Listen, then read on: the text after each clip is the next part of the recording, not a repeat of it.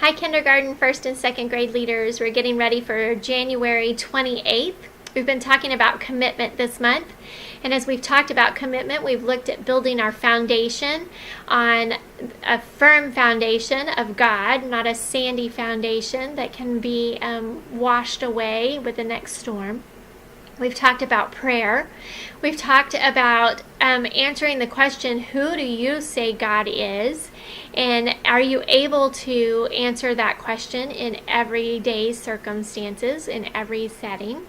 And today we're going to be looking at a story from Mark about the widow's mite. And in this story, more than the giving part of this, we want for kids to understand that what the widow was doing was giving all.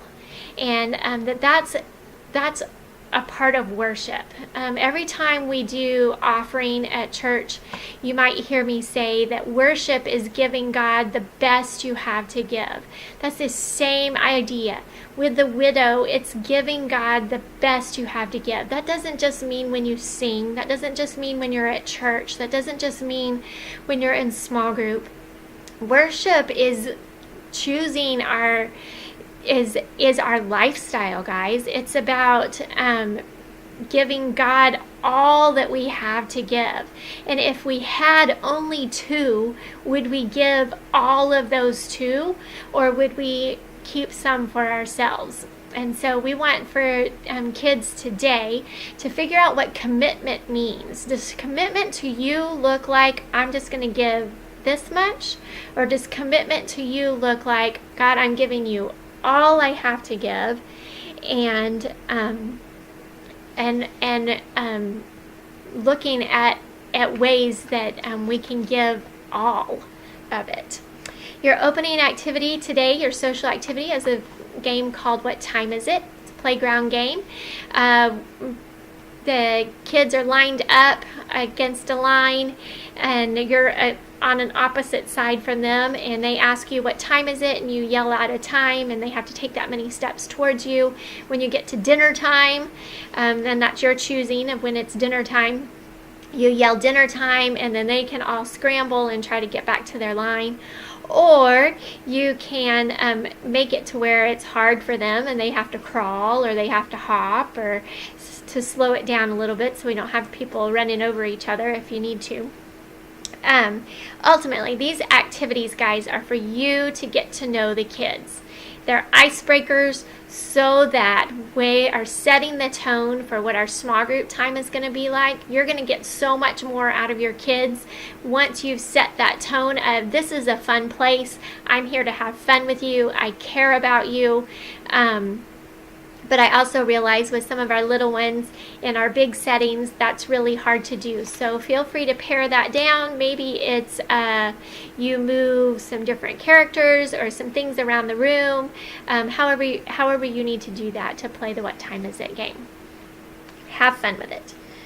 And then we'll move in, and I'll do the Widow's Mite teaching in large group. And your small group activity, your one small group activity that I want you to do this week. You will have a large piece of paper. You'll roll out your large piece of paper. And then spend a few minutes talking with the kids and asking them what it means to live for God. See if they have some answers to that. If they don't have answers, maybe you can ask some probing questions like, what in how we talk can we show that we're living for God, or that we're giving all, like the widow? What about if you had to give everything? What could you give that would show God how much He means to you? Really just trying to help kids understand this idea of worship. And in the church world, we've messed this up for kids, and we've messed this up for adults. And adults, I'm so sorry, because worship was never just meant to be singing. I promise. Worship was never meant to just be singing. Worship is giving God the best we have to give of our whole lives. And so if you can help kids understand that during this time, and then you're going to help them draw some pictures. They're going to draw some pictures of what it might look like if they did their homework, like they were doing their homework for God. Maybe you need to talk about that during your small group time. Why would you do something different for God than you might do for mom, than you might do for teacher, than you might do for principal or coach? Why do we have different ways that we do that? And so talk about that. You get to draw some pictures, and the kids get to help draw on the poster board with you for that. During your Bible memory verse activity, you have plain pieces of paper in your bag. Some of you have some that are shorter, and some of you have some that are longer. The kids are supposed to draw on here ways that they see that they are growing.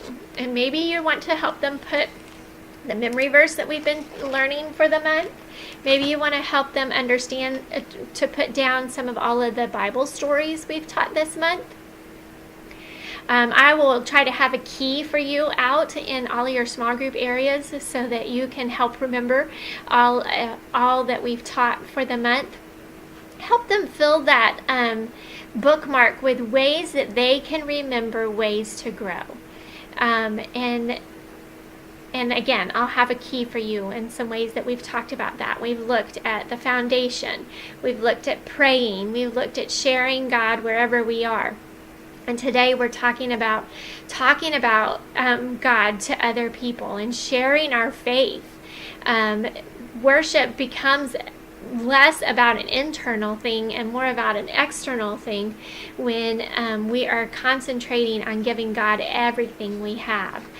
Because it's hard to contain that once you have that mindset within you.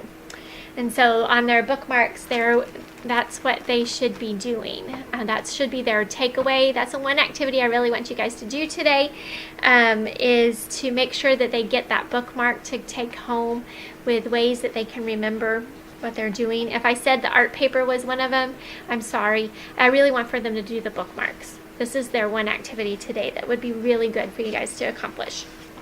And then you have some pieces of fabric. Some of you have bigger pieces of fabric than other people. And each kid is going to get one. If you, I'll have some scissors around if you need to cut them so that you've got enough for each kid to have one.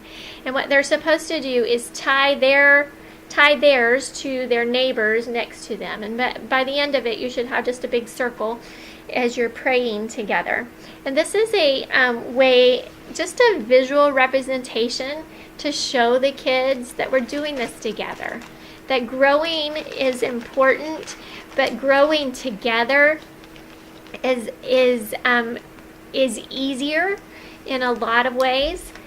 Because we're including people in on our lives, but it also encourages us to keep going because we've got other people around us trying to do the same thing.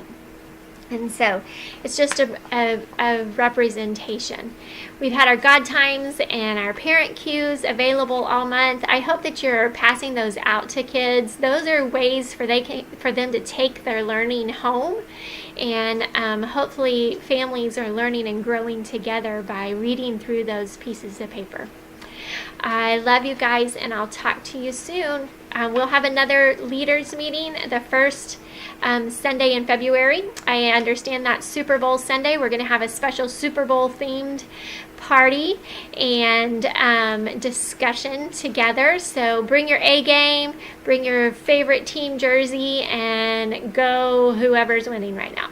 I'll talk to you later. Bye.